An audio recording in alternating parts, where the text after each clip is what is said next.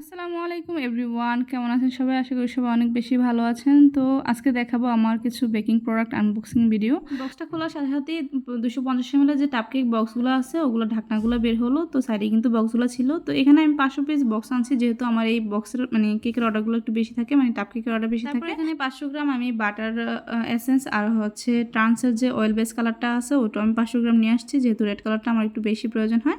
আর 50 গ্রাম করে milk essence আর হচ্ছে রসমালাই এসেন্সটা নিয়ে আসছি। এটা আমার খুব কম অর্ডার থাকে, যার জন্য আমি একটু কম আনছি। কর্ন সিরাপ নিয়ে আসছি 1 কেজি এবং মুরব্বা নিয়ে আসছি, যেটা চাল কুমড়ার মুরব্বা থাকে ওইটা নিয়ে আসছি 5 কেজি।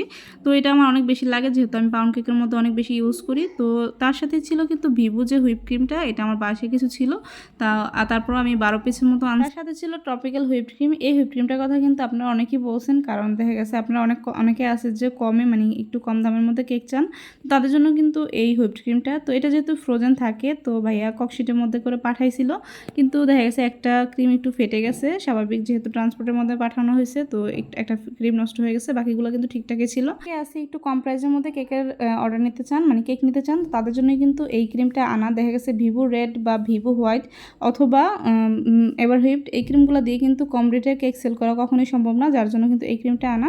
এই হচ্ছে আমার আজকের সদাই। তো সবগুলো কিন্তু মোটামুটি প্রায় 10,000 টাকার কাছাকাছি ছিল, 9,000 কয়শো টাকা যেন ছিল, আমার সঠিক মনে নাই।